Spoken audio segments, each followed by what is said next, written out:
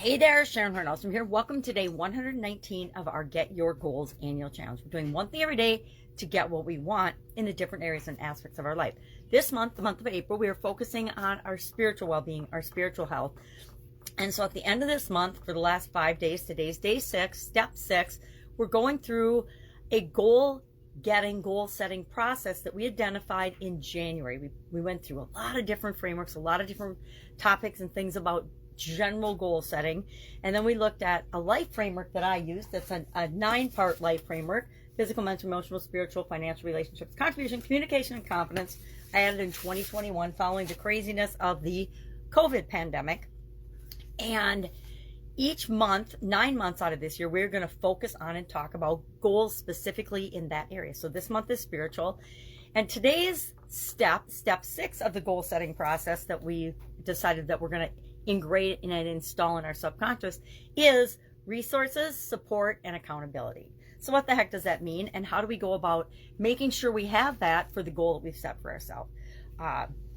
I set a goal that I'm going to start a nonprofit that helps people with chronic pain, and in order to do that, we talked about what my current situation is versus what I want the desired situation to be. And then I set step 2. We did SMART goals. We took that goal, that big overarching goal, and said, okay, we're going to add the SMART framework to it. And then we broke it down in bite-sized pieces, and we came up with the tasks, all the tasks that needed to be accomplished, not all of them, but a brainstormed list of them.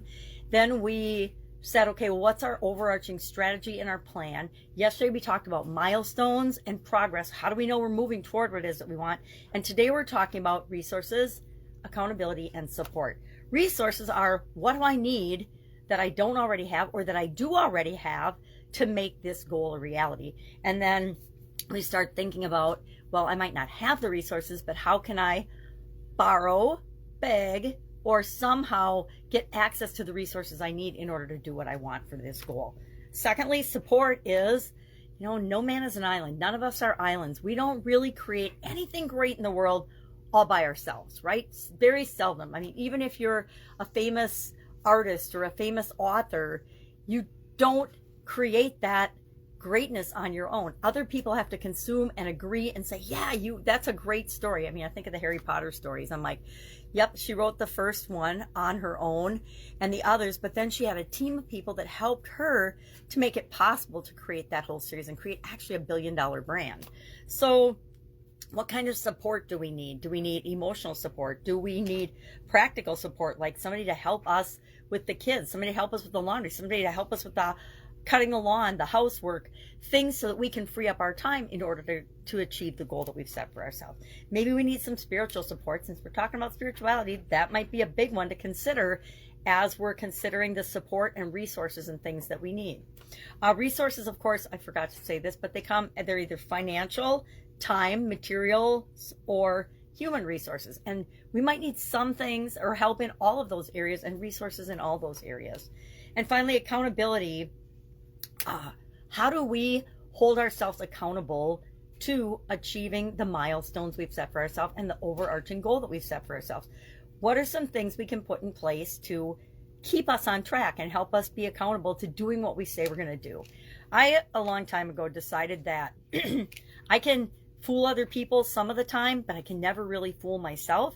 So if I'm going to commit to something and say I'm going to do it, then I'm actually going to do it. So I actually hold myself accountable really, really well. But sometimes we need an accountability partner, maybe a friend, a family member, a spiritual leader, a coach, or a mentor to keep us on track and ask us those tough questions that sometimes we like to ignore and procrastinate on. So what are we going to do for our action item today? Just think about what do you need for resources in terms of achieving this particular spiritual goal that we're working on? What support do you need, or would you like? Maybe it's not, you don't need it, you can do it on your own, but support would make achieving the goal so much easier. Sometimes we just join a community, and that makes achieving our spiritual goal almost effortless because we're in a community of like-minded people and we're all moving in the same direction. And finally, how will you hold yourself accountable? Do you need an accountability partner? And not even do you need one? Do you want one? Do you want someone to help hold your feet to the fire so that you do what you say you're going to do? All right, any questions about this, hit me up. Otherwise, have an awesome day, and I will, of course, be with you tomorrow for the final step, step 7 of our goal setting process on spirituality. Any questions? Ask. Please ask, because sometimes one of the resources we need is to ask someone who's done something that we haven't done before, but someone else that has done that. All right, have a great day.